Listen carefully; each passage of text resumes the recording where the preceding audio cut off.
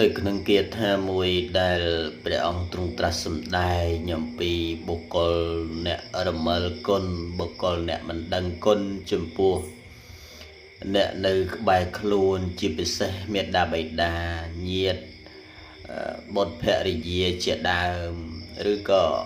មនុស្សនៅជុំវិញខ្លួនហៅថាអ្នកភូមិផងរបងក្បែរគ្នាឬក៏អ្នកដែលរស់នៅក្នុងភូមិតែមួយណាមនុស្សនោះឯងតែងតែវិកលវិការចរិតសពគ្រប់យ៉ាងទាំងអស់មិនស្គាល់គុណតម្លៃនៃអ្នកដទៃដែលធ្វើចំពោះខ្លួនហើយមិនស្គាល់ថាខ្លួនឯងនេះកំពុងតែធ្វើអ្វីណាដែលអ្នកដទៃនៅឯងគេស្អប់គេខ្ពើមគេមិនចង់បៀតរាប់រកណា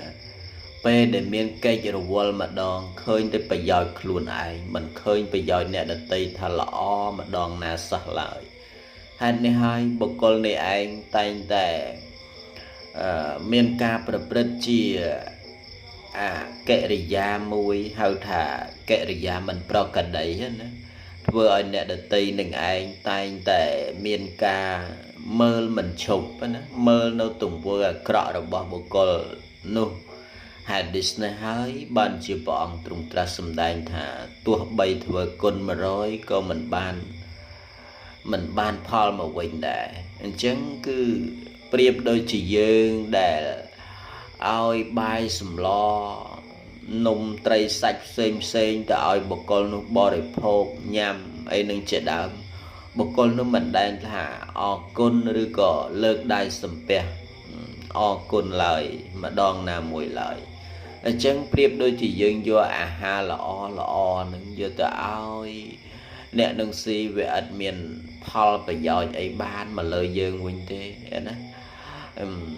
យើងឲ្យទៅចំពោះសត្វដែលរឆានយើងឲ្យចំពោះសត្វដែលសំដៅទៅលើគោក្របីសត្វដែលជាពាហនៈផ្សេងនោះគឺវាមានផលប្រយោជន៍ជាងឲ្យទៅលើមនុស្សដែលមិនដឹងគុណយើងដែលជាអ្នកឲ្យនឹងគឺអត់ផលទេញាតិញោមអត់មានបានអ្វីមកវិញទេតាមការពិតយើងជាអ្នកឲ្យនឹងមិនចង់បានផលអ្វីមកវិញទេក៏ប៉ុន្តែមនុស្សត្រូវការគុណធម៌ត្រូវការភាពសរសើរ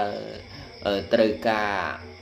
ផលតបស្នងមកវិញបើមិនបានច្រើនក៏បានបន្តិចបន្តួចដែរដើម្បីជាការ